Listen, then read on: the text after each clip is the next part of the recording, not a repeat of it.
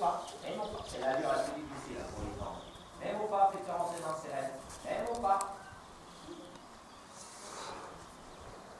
Voilà.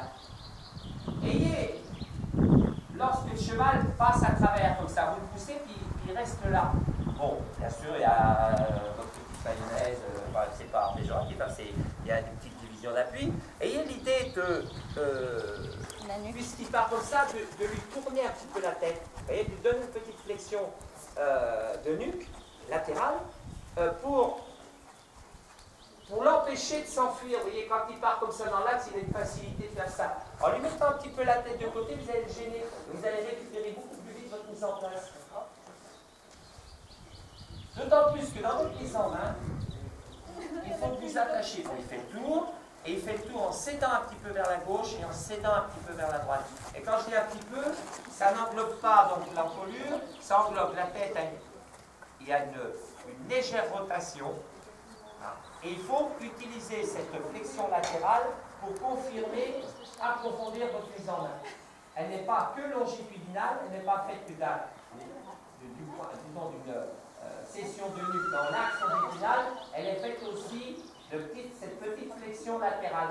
Je dis petite parce que autant l'encolure peut vous amener la tête à 90 degrés, autant vous ne pourrez pas tourner la tête à 90 degrés. Hein.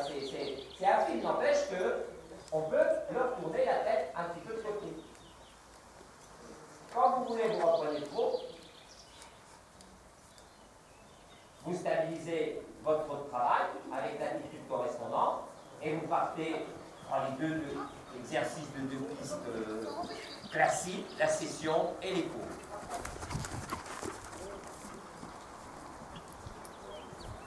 Allégez soutien, un peu de rondeur et le soutien. Donc des actions de mobilisation de la nuque pour établir facilement, quand il se durcit, une rondeur. Il se tient à niveau, donc éventuellement des petits demi-arrêts. Si sur cette session, cette mise en place, il veut descendre d'un étage, il reste en place. Et là-dessus, vous partez dans quelques exercices de nuque. Donc session ou épaule.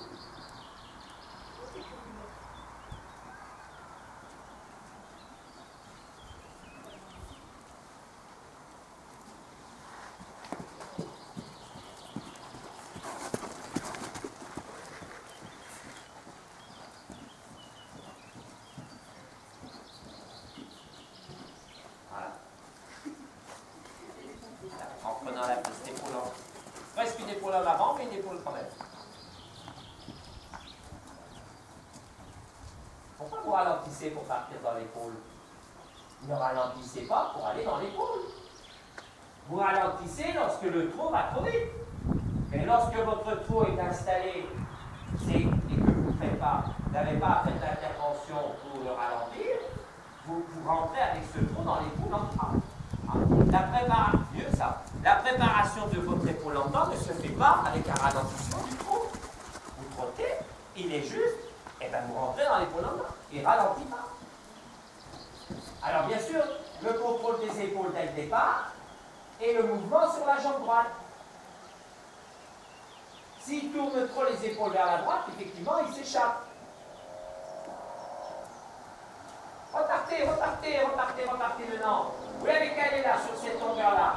Vous ne l'avez pas calé là. Qu'il y ait des moins attentifs aujourd'hui et que vous ne réussissiez pas du premier coup à établir tout de suite, bien ça c'est des difficultés qu'il faut accepter. Voilà. Et pour le reprendre, pourquoi pas associer les avec le cercle. Le cercle, et un cercle qui fait 12 mètres. Pour le reprendre, là il va être beaucoup plus dans la ligne. Alors si c'est cercle de 20 mètres, c'est comme si vous restiez sur la ligne droite.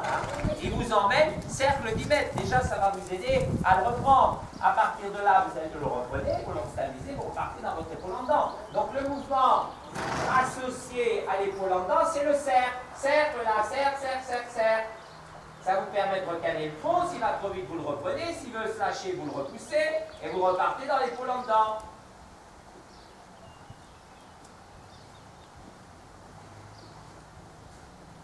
Bien. Maîtrisez tout de suite le décalage des épaules. il a trop tendance à venir vers l'intérieur, changer de main. N'oubliez pas que c'est un mouvement où il y a peu de pistes. Il ne faut pas mettre les épaules à 80 degrés. Hein. Donc, vous les sortez et tout de suite, vous les fixez à l'intérieur et pas trop à l'intérieur. Sinon ça n'est plus une épaule en temps et ça devient très difficile. Et en tout cas, ça n'est plus une épaule en temps.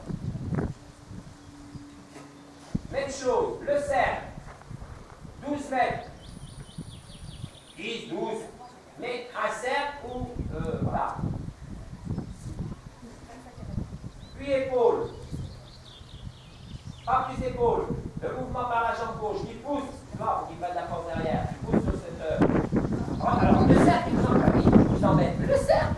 Ensuite, vous ne pouvez pas. Le cercle. Il s'est échappé. La rondeur, vous calez l'attitude. Vous n'allez pas plus vite maintenant.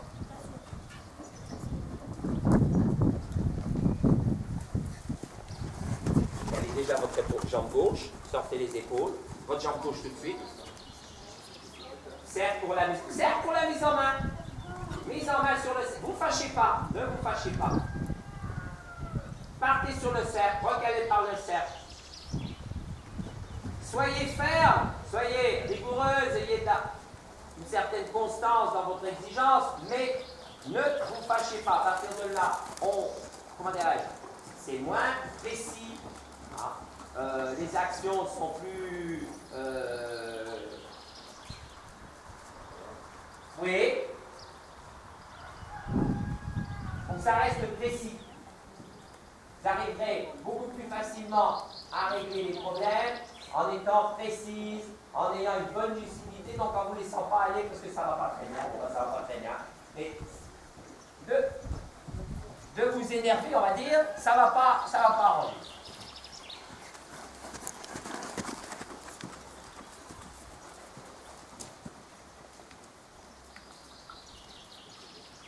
Ressortez.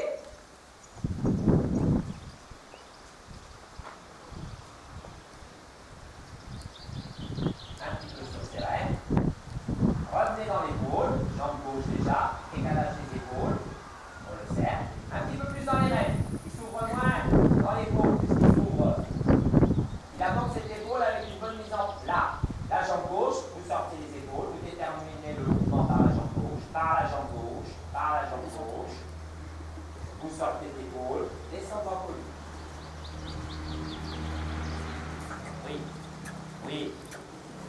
Oui, vous encadrez toujours un peu les postérieurs pour que il commence à se lâcher. Encadrez les postérieurs. Pas tellement plus vite, juste encadrez. Il ne faut pas qu'il se lâche derrière, dans la descente. Il reste soutenu au niveau du rein. Bon. Donc, on va passer tout par là.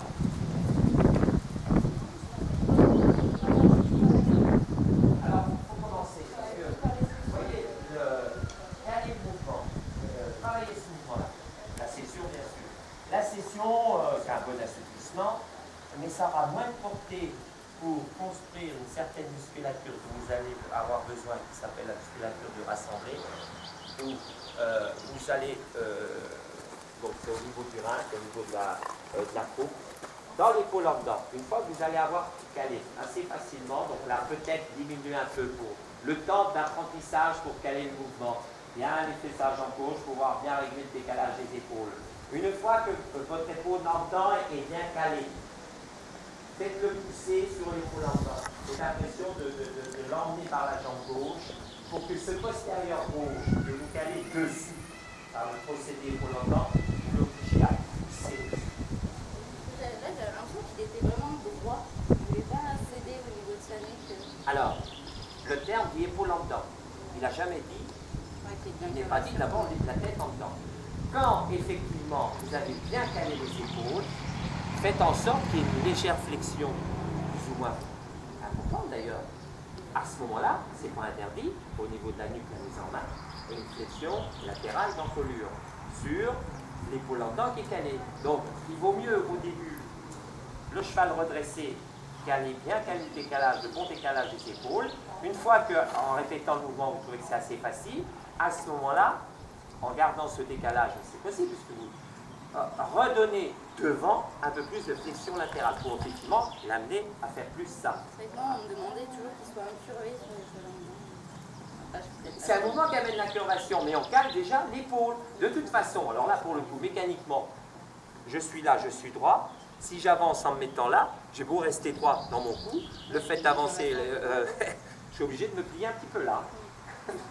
Sinon, donc c'est pas très visible. Donc à partir de là, si vous rajoutez ça, ben ça va être parfait. Ça va, alors là vraiment, mais souvent au début, flexion d'encolure. Ah bah oui, et ça, les épaules là. Les épaules, elles reviennent sur la piste. Ouais. On n'est plus dans l'épaule longtemps. On est dans une flexion latérale d'encolure, qui n'a pas grand intérêt à ce moment-là. Donc, c'est un jeune. Il ne va pas vous faire tout de suite l'épaule en dedans d'un cheval de Saint-Georges. Vous passez d'abord les épaules, ou plutôt une épaule en avant. Le mouvement qui se cale sur la jambe interne. Quand ça devient, vous allez sentir de plus en plus précis, plus calé, en quelque sorte, voire même augmenter un petit peu le placement des épaules, puis cette flexion latérale, qui fait qu'effectivement, ça veut dire, ce juge qui a dit manque d'incurvation, il veut vous voir aller vers cette épaule en dedans-là. Mais si vous demandez trop tôt, ça va demander un petit peu d'organisation pour arriver à cette épaule en dedans-là. Donc là, il y a ça, et ensuite, c'est un mouvement qui sollicite quand même fortement le postérieur, puisque vous le mettez dessous.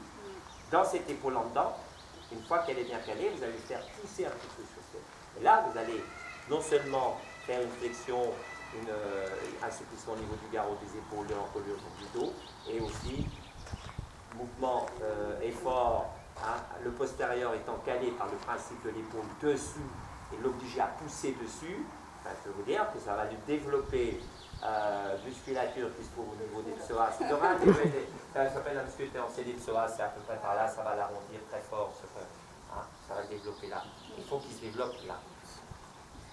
Sinon, ce qu'on dit. Et donc, c'est pas aussi, hein, je m'énerve de temps en temps. Et là, en fait, c'est surtout que j'ai eu l'impression que je lui ai demandé de fléchir un peu, puis en fait, il a résisté, il s'est bloqué. J'ai eu l'impression de lui demander, moi, de fléchir un peu, parce qu'on partait comme ça, et il a bloqué sur la main, en fait. Alors, dans ces cas, quand ça bloque, vous rendez, vous repoussez, vous remettez et vous revenez. Hein. Donc, moi, j'ai dit, tiens, il est un petit peu sévère dans la. Et puis, il demande à avoir au niveau de la main. Oui, on n'est pas toujours. Hein, c'est peut-être pas le gros bestiau, passez-moi l'expression, sur lequel vous pouvez faire ça. Hein. Il vous oblige à vous concentrer, c'est peut-être des actions de main qui sont au grain de trait, et qu'une action de main qui, sans que ça soit délibéré de votre part, se trouve être un petit peu plus ferme. Ou, je le sens sur les épaules. Ah, bon, bah, il vous apprend à monter un peu avec beaucoup de. C'est au grain de trait. Bah, quelque part, vous dites, c'est pas plus mal. Je suis obligé de faire attention, je suis obligé de me concentrer, je suis obligé de. Je peux pas faire ce que je veux, et ben c'est très bien, je trouve. C'est très bien, c'est comme ça qu'on apprend, qu'on fait des progrès. Et on apprend, c'est comme ça qu'on fait des progrès. Bon. Et ça disparaîtra si vous. Hein. Même au galop, ça allait un peu vite. Oui, à la fin. Vous voyez?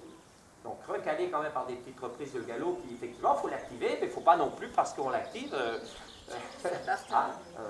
Dans le trot, vous ne pouvez pas faire votre épaule au trot moyen. Dans le galop, vous ne pouvez pas trop aller vers le galop moyen. Mais donc à la suite de cette activité, vous recalez pour que l'allure reste un peu plus courte quand même. Ça reste rassemblé, ça va vers le rassemblé. Bon. Bon, là vous êtes